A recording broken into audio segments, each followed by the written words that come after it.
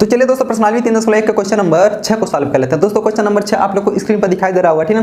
करा कि एक रैखिक समीकरण 2x + 3y - 8 = 0 दी गई है। दो चरों में एक ऐसी और रैखिक समीकरण लिखिए ताकि प्राप्त युग्म का ज्यामितीय निरूपण जैसा कि पहला दे दिया प्रतिच्छेदित करती रेखाएं हों, दूसरा समांतर रेखाएं हों, तीसरा संपाती रेखाएं हों, ठीक है। चलिए हम फटाफट क्वेश्चन नंबर 6 को सॉल्व कर लेते हैं। क्वेश्चन नंबर कौन सा है? 6। क्वेश्चन नंबर 6, ठीक ना।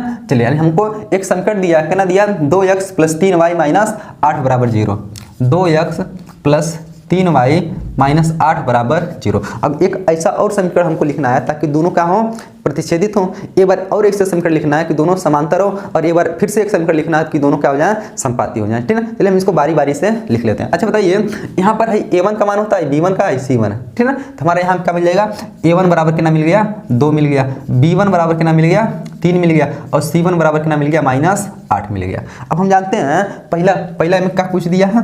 प्रतिच्छेदित करती रेखाएं, ठीक है। तो प्रतिच्छेदित का एक कंडीशन होता है, क्या होता है? a1/a2 ≠ b1/b2 हो जाएगा, ठीक है, होना चाहिए, ठीक है। लिखेंगे प्रतिच्छेदित रेखाओं के लिए, लिखेंगे चूंकि किसके?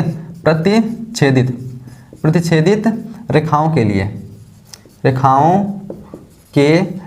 प्रतिच्छेदित रेखाओं के लिए कंडीशन क्या होता है? कंडीशन यही होता है कि a1/a2 ≠ b1/b2 होना चाहिए।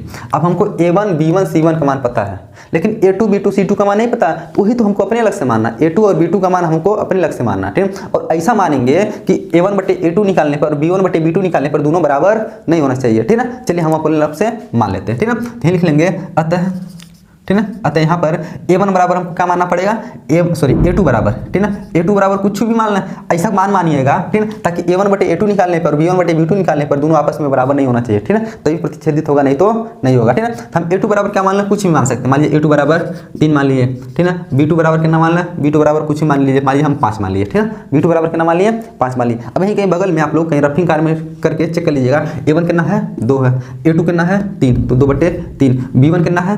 3 है। b2 कितना है? 5 है। देखिए 2/3, 3/5 का दोनों बराबर मिला तो नहीं मिला, यानी देखिए यही तो कंडीशन होता है प्रतिच्छेदित रेखाओं के लिए। हम लोग कंडीशन को फॉलो करवा दिए। अब देखिए जो a2, b2 जो माने थे, अब चलिए c2 का मान भी कुछ मान लीजिए। c2 बराबर कुछ मानिए, उससे हमको इसमें कुछ मतलब है ना, ये c2 बराबर मान लीजिए 10 मान लीजिए, कोई दिक्कत नहीं, ठीक है। चलिए अब इसी को लेकर के हमको एक रैखिक समीकरण लिखना है। चलिए लिख लेते हैं। फिर लिख लेंगे क्या? अतः समीकरण क्या हो जाएगा? अतः समीकरण क्या हो जाएगा? 3, देखिए a2 तो 3x हो जाएगा, प्लस b2 तो 5y, प्लस c2 बराबर कितना है? 10, बराबर कितना हो जाएगा? 0। देखिए हमारा समीकरण क्या मिल गया? अतः समीकरण 3x + 5y + 10 = 0 किसके लिए? प्रतिच्छेदित रेखाओं के लिए समीकरण मिल गया। देखिए यानी हाई दोनों रेखाएं आपस में क्या हो जाएंगी? अब प्रतिच्छेदित रेखाएं हो जाएंगी, ठीक है। चलिए अब इसमें से दूसरा दे दिया। दूसरा किसके लिए पूछ दिया है? तो दूसरा क्या दिया है? समांतर रेखाओं के लिए, ठीक है। हम जानते हैं चूंकि समांतर रेखाओं के लिए कंडीशन क्या होता है? लिखेंगे समांतर रेखाओं के लिए, समांतर रेखाओं के लिए कंडीशन यही होता है, क्या होता है कि a1/a2 बराबर b1/b2 ≠ c1/c2, यानी बराबर नहीं होना चाहिए किसके? c1/c2 के, ठीक है। अब देखिए हर दो तो बराबर होना चाहिए, तीसरा का बराबर नहीं होना चाहिए। अब हमको यहाँ पर a1, b1, c1 का मान पता है। अब a2, b2, c2 मान हमको अपने अलग से मानना है, तो ऐसा मानेंगे कि हर दोनों बराबर मिल जाए, हर बराबर ना मिले, ठीक है। तो यहाँ लिख लेंगे अतः, यानी इसलिए a2 बराबर हम कितना मान लेते हैं? ऐसा मानिएगा कि a1/a2 निकालने पर, b1/b2 निकालने पर क्या होना चाहिए?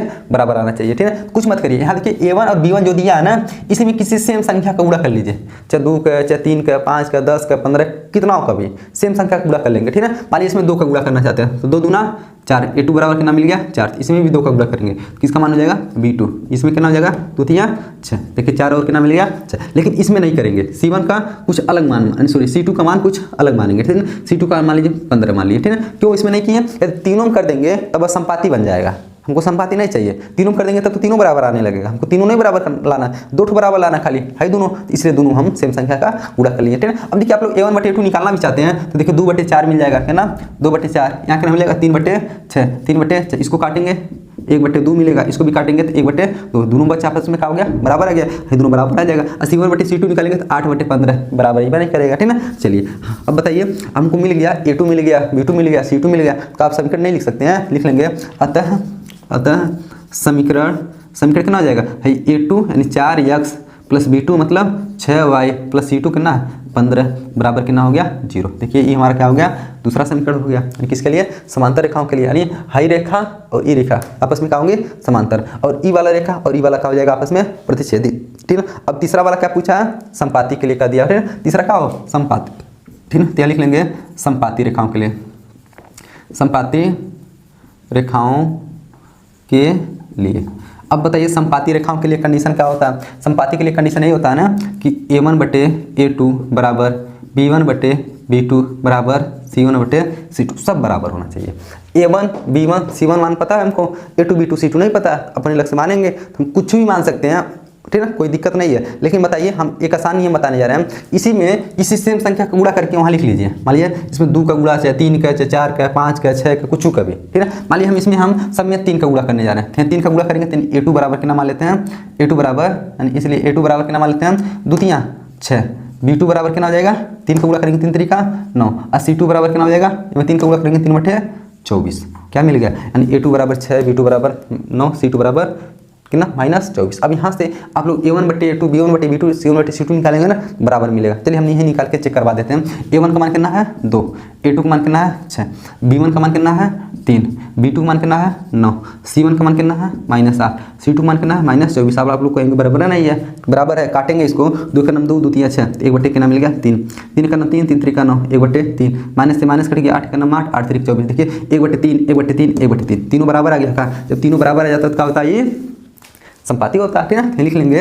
अतः समीकरण क्या मिल जाएगा हमारा। ठीक है, समीकरण हो जाएगा ना A2x plus B2y plus C2 होता है ना, A2 कितना हो जाएगा 6x प्लस 9y माइनस, यहाँ माइनस है ना -24 बराबर 0। ई कौन रेखा हो जाएगा, यानी ई और ई संपाती हो जाएगा। ठीक है, तो देख लीजिए हमसे प्रतिच्छेदित रेखा के लिए कहा था, समांतर के लिए कहा था और संपाती के लिए एक समीकरण लिखने के लिए कहा था। देख लिया हम लोग लिख लिया। ठीक है, तो दोस्तों आशा करते हैं कि क्वेश्चन नंबर 6 आप लोग को अच्छी तरीके से समझ में आया हो।